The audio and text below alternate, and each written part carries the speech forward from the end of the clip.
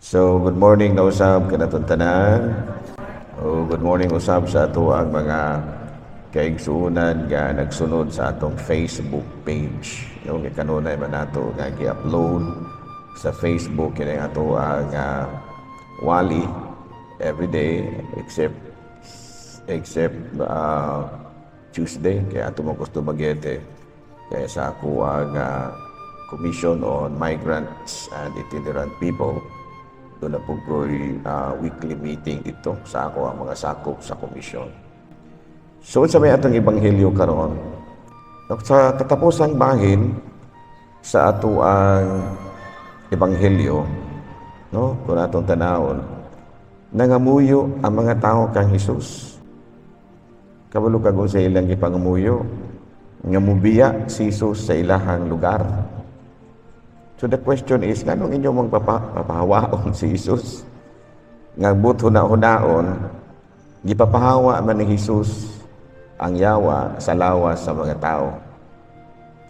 No? Ang problema lang kay paggawas sa mga yawa, gikan sa lawas sa mga tao nga giyawaan, didto musulod sa mga baboy. O muraog na problema gamay ang mga namuhi og baboy kay nangamatay man ang mga baboy ka nanganalagan man paingon sa kining pangpang nilukso man pud hinuon sa lanaw ug nangamatay. Sa to pa siguro hunang-huna nila nga sus magpamili ning tawhana din mahurot ning atong baboy. So they were thinking wala nalimot na sila kabahin sa yawa. No nga dili na gani sila makaagi sa lugar. Ang ilang gihuna-huna, ang ilan na lang mga baboy. No nga kun naana pa yung mayawan ini, papahawaon na po dani niya, musulod na po sa baboy, kurot atong baboy ini, murag ESF ba? Something like that. So sometimes sa atong kinabuhi, okay ra ning yawa. Sama sa mga baboy ba? Sama dire sa itong ebanghelyo nga, okay ra ning yawa. Basta kay maka-benefit lang ta.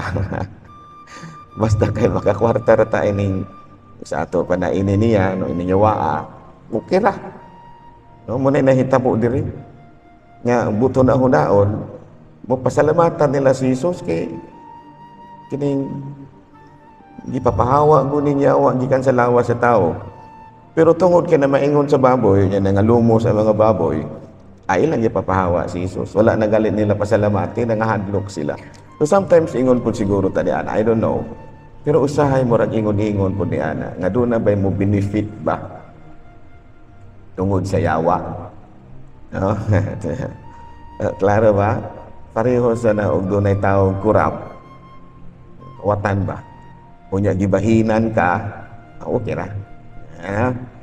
Okay ra na siya mangawat na siya dinha. Total gibahinan man punta. Diyos, maraglain naman eh. Sometimes we are codependent with the devil. May gitawag na to sa English of codependency with the devil. Sometimes like that, no? Ato na istorya, I don't know kung konfirmado ba o dili, pero istorya ra ba? Rabang murabag sa ato kung tabi-tabi ba? Correct me if I'm wrong. Pero panahon sa bagyo, daghang nangaguol, pero daghan po kunong nangalipay. Nga naman. Nganong daghan mang nangalipay? Kaya daghan mang ayuda nga ihatag. Unya, kung aduna gani ayuda nga ihatag, panaguan man po sa uban, di man po dihatag. Muna gitawag na to. Okay ra, bahalag magbagyo kada bulan. Nga naman, total, makakwarta mapunoon ta. Doon ay uban nga nangaguol o bagyo, pero doon na pagkunoy uban nga nangalipay kay bagyo. Oh, I don't know, correct me if I'm wrong. Pero sa COVID gani kuno na apoy naka-benefit sa COVID. Na ay uban nga matay, pero doon na po yung uban nga enjoy ra po sila. May nga na po ng uban nga okay ra po nang na COVID. Ano man. Mahalin na itong alkohol. Kabantay mo itong alkohol nga maabot nagpilang mahalan, bali ng mahala. Hasta kinibitaw, face mask nga naabot nagtag 50 buok o tag 5 naman ito na yun. Sus, naabot na nagtag 50 buok. Ingon dayon na siguro ha. Ingon dayon na mga taga na maligyag face mask. Ay, okay ra po ning COVID. Mas bahira po ning na COVID pirmi. Ingon niya. Oh, doon na uban. Correct me if I'm wrong ha. Naarabata sa Facebook po. Correct me if I'm wrong. I'm not sure. Doon na ko no'y uban nga nangamatay. Ang namatyan, TB. Pero giingon, COVID. Nga naman, aron dili makabayad sa ospital. Kay COVID, may namatyan di. Bahala nagdili na iagi sa ospital, sa simbahan. Bahala nagdili na ito iagi sa simbahan. Kaya mao man na siya, basta namatyan gani COVID, bisan gabiing dako, ilubong yun na. Dili na iagi og simbahan kay COVID yun. Pero sa tinud-anay ko ang uban ana, ang namatyan TB. Oh, usahay ang namatyan lain kasi sakit kasing-kasing. Kay hospital mabuko na niingon nga sa maneh ingnon tanan ning COVID kay kung dili ni hingnon nato ni nga ang namatyan sakit kasing-kasing. Dako mo kabayaran. Abalo mo pila kabayaran.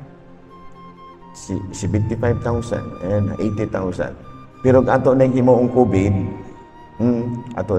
COVID, wala ra may kabayaran. Ang problema lang kani na ni maaging simbahan.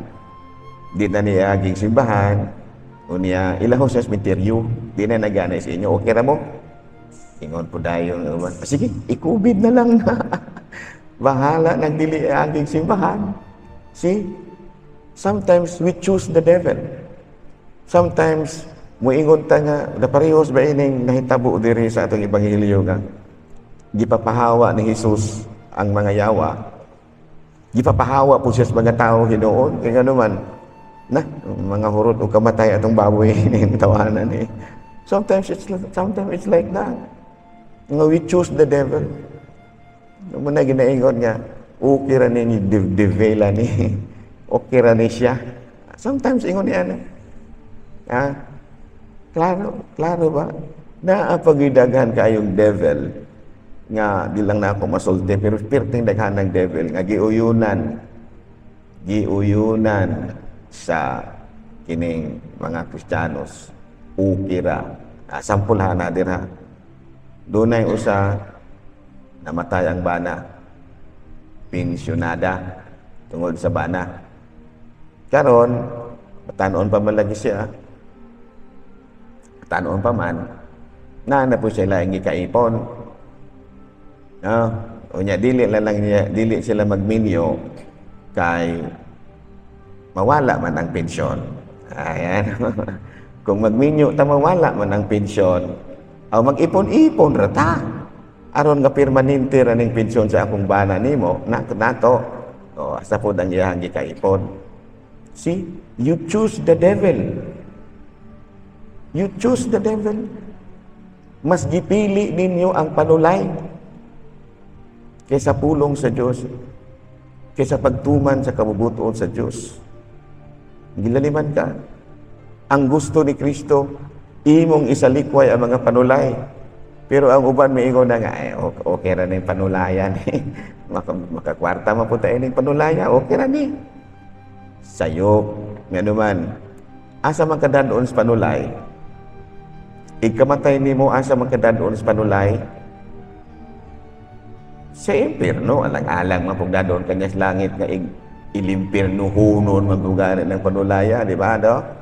Sa ito pa, if you choose the devil, wala ko kay benepisyo nga makuha na diri sa dito sa laing kalibutan. Siguro, naka-benefit ka diri sa yuta, kakwarta siguro ka, nadato siguro ka, pero ikamatay ni mo 100%, dili gina mo ingon ang panulay nga, ato sa langit, ato ikaw dadoon dito sa langit. Asa man ka dadoon sa panulay di ay? O mo kabalo? Asa mo dadoon sa panulay? Sa impierno na sa madahagwa mo kabaloan na kailangan pa bang i-memorize yan? Kabalo kay kaana. Pero nga nung imo mangipili ang panulay, una di pangutana. Just like kining sa atong ebanghelyo. Gipapahawa ang taong si Jesus. Masya ka ba? Masya ka? Primero, uy, nga naman gipapahawa. Nagpakiluoy, pahawa in taon dere sa amo. Wala lang niyagi. Dayon og sulti og unsay hinungdan. Kasi siguro ang sumpay ito. Kaya kung magpabilin ka diri sa amua, mahurot og kamatay among baboy yan eh. Pirpira bang dakanang panulay ning among lugar. No, among siligan mga panulay ra mapunto niya papahawaon tumubalon do sa among baboy. Na mga matay among baboy ani.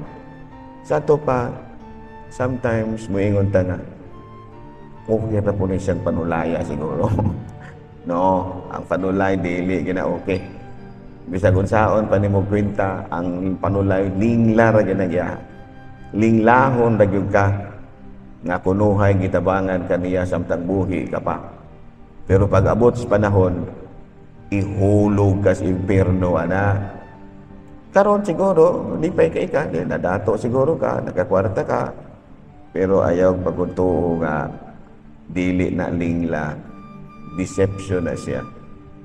Ang gitabangan ka sa panulay, nga naman, ihulog ka niya sa impyerno niya. Wa, nagi makapugong nimo, kung dili ka mahulog, nga naman, you choose.